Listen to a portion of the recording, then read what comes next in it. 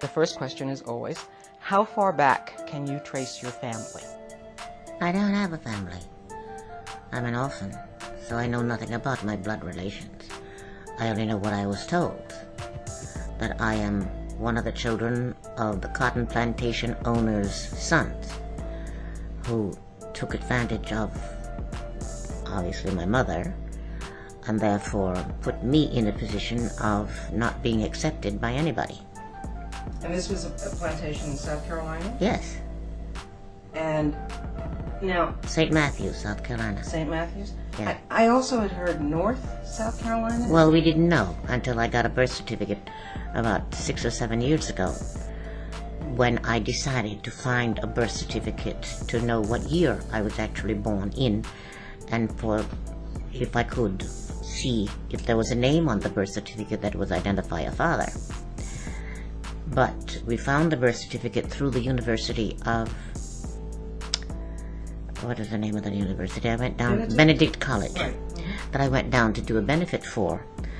And as I'm always jokingly, meaningfully asking a question, or actually asking a question but meaning that I really want you to do this, and I said to the people who called me to do the benefit, well, since I'm doing this for nothing and I'm coming to South Carolina, would you have your students or someone do a research in Eartha Kitt to see if there's a birth certificate somewhere? Well, they did, and they found the birth certificate.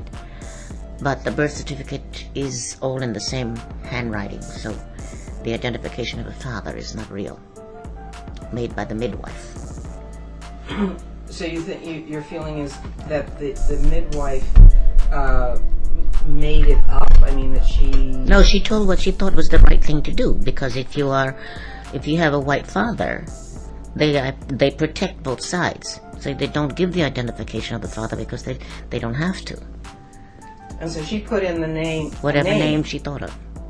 Which was Keith, something Keith Field or something... Yes. Yeah. But it's Eartha May Keith. Keith. So the pronunciation of the name through centuries obviously became Kitt.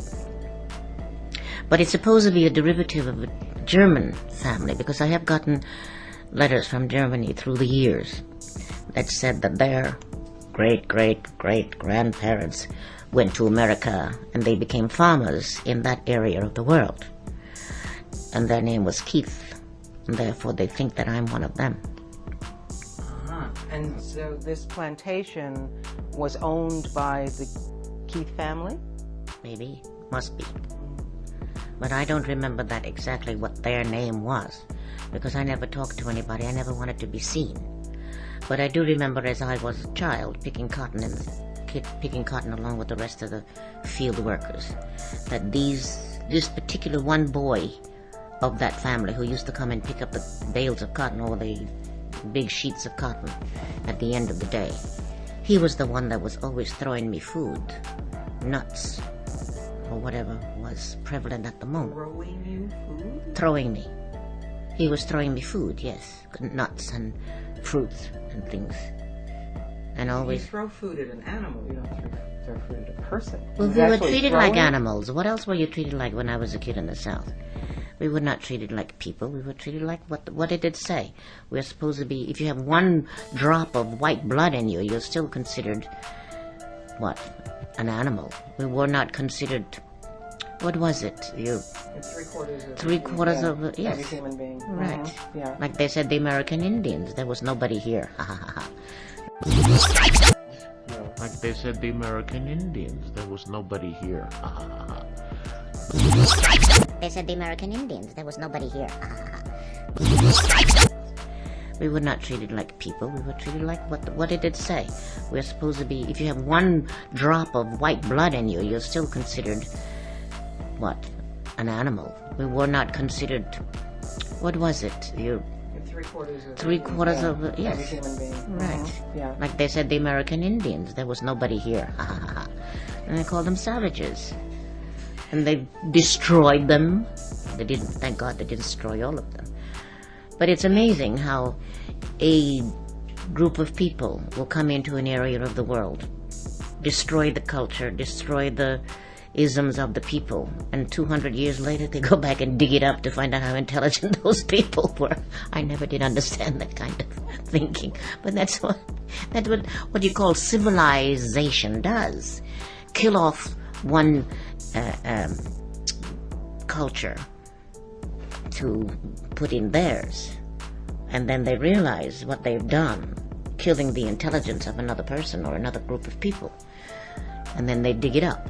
I see so much of that on television these days because I don't read as much as I used to, even though I was an avid reader at one time. My eyes are not that great anymore, so I get tired easily reading, but I watch History Channel. It's amazing what is being shown now. The history of the other worlds that we are now finding, how intelligent they were. And nothing that is being invented today or even thought of today, it was already thought of 2,500 billion years ago. And it's like knowledge goes around in the air and all of a sudden, somebody, like Leonardo da Vinci, Dr. Einstein, George Washington Carver. Do we know as much about George Washington Carver as we should? As we should know? Not half. But it's coming out now, a lot of it. And I am very grateful that television can be used as a school. Now, your mother, as I understand it, was part Cherokee, talking about the American Indian. That's what I was told. And that heritage. Yes. Tell me what you remember about her. I don't remember much about her. I do remember that she kept giving me away because she thought I was a nuisance because she wanted to marry someone who already had 5 or 6 children. And he said, I don't want that yellow gal in my house. So she gave me away to a family that would accept me as a working mule, but I was given away several times to a family that would use me as Cinderella. You have no remembrance of her physically? Did you look like her? Or? I don't remember that. I remember the woman that they sent me to in New York. They called it up north, that they sent me to.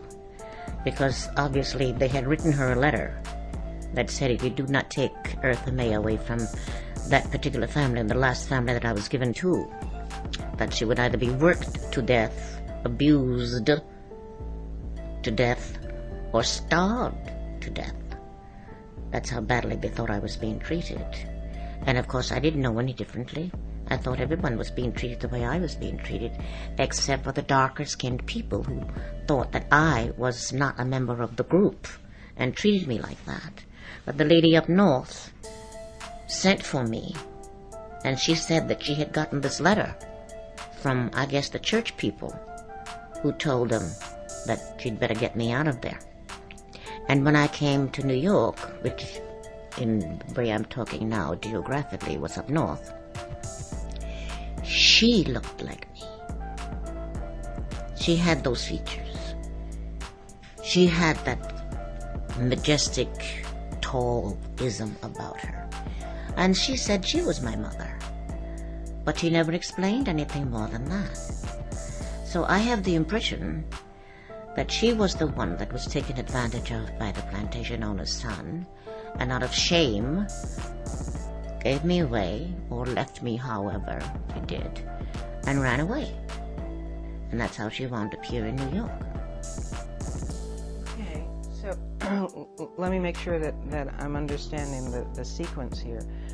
You were born on this plantation, or around the plantation. You lived there for several years. Around about, yeah. Yes. But we always worked on that plantation. Right. And then I read somewhere that you and your mother were forced to leave the plantation, particularly because the owner or whoever didn't want this little yellow girl running around. Or no? It wasn't a plantation. They didn't know what anything was all about. I don't even think that they recognized the fact. That one son, though, he knew. If the rest of the family knew, I don't know. But they were not the ones that made her leave. I think people in the church realized, or who knows, but people talk.